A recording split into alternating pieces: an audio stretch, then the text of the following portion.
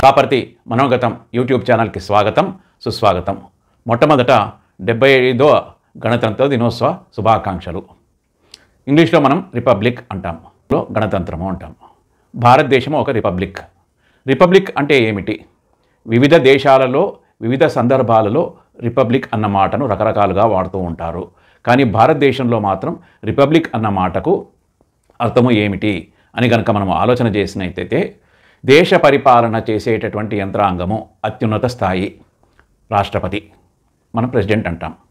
ఈ దేశ పరిపాలన చేసే ప్రెసిడెంట్ కనుక డైరెక్ట్గా కానీ ఇండైరెక్ట్గా కానీ ప్రజల చేత ఎన్నుకోబడితే అట్టి దేశాన్ని మనం రిపబ్లిక్ అంటాము. ఈ విషయాన్ని మనం గుర్తుపెట్టుకోవాలి. సరే, కేవలము దేశాన్ని పరిపాలన చేసే ప్రెసిడెంట్ ప్రజల చేత ఇండైరెక్ట్గా ఎన్నుకోబడ్డాడు కాబట్టి రిపబ్లిక్ అని అర్థం కాదు. ఇక్కడ రూల్ ఆఫ్ లా, సమన్యాయము, అందరికీ చట్టము దృష్టిలో అందరూ సమానమై ఎవరూ ఎక్కువ కాకుండా ఎవరూ తక్కువ కాకుండా రాజ్యాంగం అందరి దృష్టిలో సమానంగా చూస్తే అట్టి దేశాన్ని కూడా మనము రిపబ్లిక్ అని పిలుస్తాము. సరే, ఇండియా రిపబ్లికే కాకుండా డెమోక్రసీ కూడా ఉంది, అంటే ప్రజాస్వామ్యంతో కూడిన రిపబ్లిక్. సరే, రిపబ్లిక్ డేని మనం 26 జనవరి రోజున సెలబ్రేట్ చేసుకుంటాం. అంతేకాకుండా 1950 26 జనవరి నుంచి మనము రిపబ్లిక్ డే చేసుకోవడమే కాకుండా దేశమంతటా ప్రభుత్వ ప్రైవేట్ కార్యాలయాలలో ఇళ్లలో పతాకావిష్కరణ చేస్తాము. అంటే సంవత్సరానికి మనము 2 సార్లు పతాకావిష్కరణ చేస్తాము. ఒకటి ఆగస్టు 15, రెండవది జనవరి 26. సరే, వేరే సందర్భంలో ఇండిపెండెన్స్ డేకి రిపబ్లిక్ డేకి తేడా ఏంటి అని చాలామందిని అడిగితే చెప్పలేకపోయారు. కాబట్టి ఈ వీడియో చేయాలని నా ఉద్దేశం. సరే, దేశ అత్యున్నత పరిపాలన రాష్ట్రపతి చేతుల్లో ఉంటుంది, కానీ యూనియన్ క్యాబినెట్ సలహాల మేరకు ఇన్ జనరల్ కండిషన్స్. దేశ పరిపాలన రాజ్యాంగం ప్రకారంగా జరుగుతుంది. అంతేకాకుండా 26 జనవరి 1950 నుంచి ఇండియన్ కాన్స్టిట్యూషన్ అమల్లోకి వచ్చింది.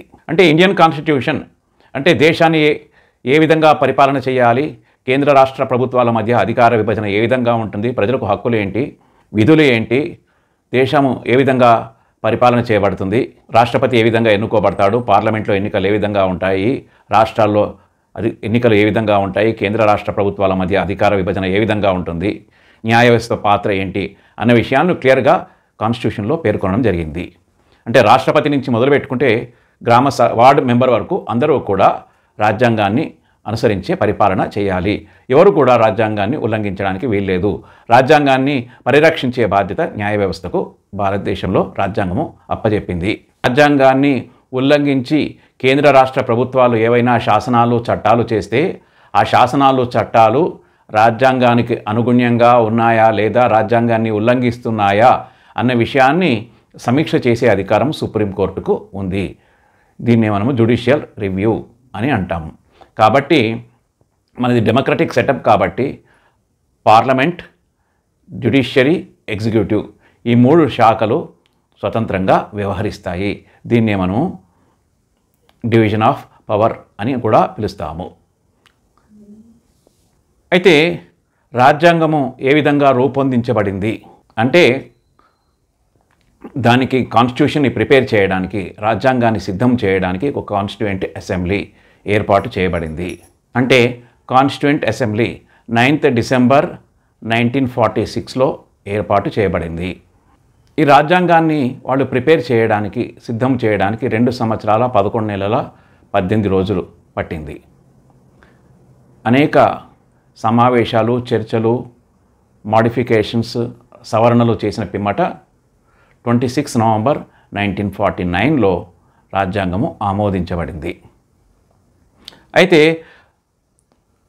ఆమోదించిన పిమ్మట కూడా 2 నెలల పాటు ఎందుకు డిలే చేశారు? Common question. 26 November 1949 constituent assembly Indian కాన్స్టిట్యూషన్ని ఆమోదించిన పిమ్మట 2 నెలల తర్వాత 26 జనవరి 1950లో ఎందుకు అమల్లోకి వచ్చింది? 2 months గ్యాప్ ఎందుకు అన్న ప్రశ్న చాలామందిలో ఉద్భవించింది. ఒకప్పుడు నాకు కూడా అట్లాగే ఉద్భవించింది. దీనికి కొంత హిస్టారికల్ బ్యాక్గ్రౌండ్ ఉంది. ఆ విషయాన్ని మీతో నేను చర్చిస్తాను. ఫ్రీడమ్ స్ట్రగుల్ చాలా ఉధృతంగా జరుగుతున్న రోజులు అవి.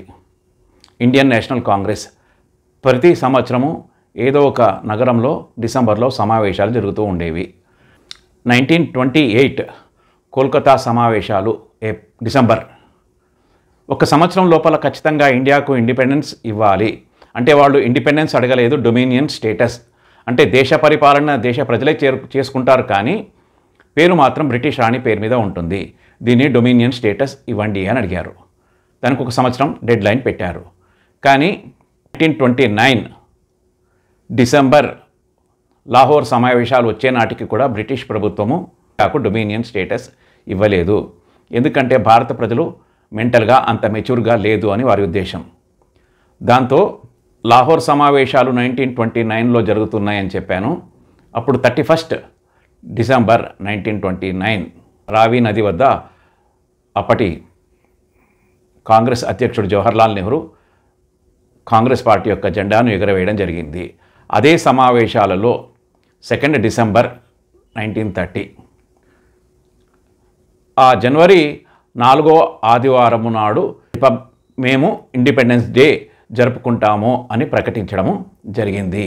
అప్పటి నుంచి ప్రతి సంవత్సరము స్వతంత్ర దినోత్సవంగా జరుపుకోవడము జరిగింది. కాబట్టి ఆ డేటుకు అంత ప్రాధాన్యత ఉంది. కాబట్టి ఇండియన్ కాన్స్టిట్యూషన్ 2 months గ్యాప్ ఇచ్చినా పర్వాలేదు, 26 జనవరి 1950 నుంచి రిపబ్లిక్ డే గణతంత్రం చేసుకోవాలని చెప్పి నిర్ణయించడం జరిగింది. ఫ్రెండ్స్, అట్లాగే కాన్స్టిట్యూంట్ అసెంబ్లీని ఎవరు ప్రిపేర్ చేశారు, మెంబర్స్ ఎంతమంది అన్న విషయాన్ని ఇంకొక వీడియోలో మీతో చర్చ చేయడానికి నేను ముందుకు వస్తాను. ఈ వీడియో నచ్చితే లైక్ చేయండి, షేర్ చేయండి బంధుమిత్రులకు. తద్వారా కాపర్తి టీంకు మంచి వీడియోస్ చేయడానికి అవకాశం మీరు మాకు కల్పించిన వారు అవుతారు. జై హింద్.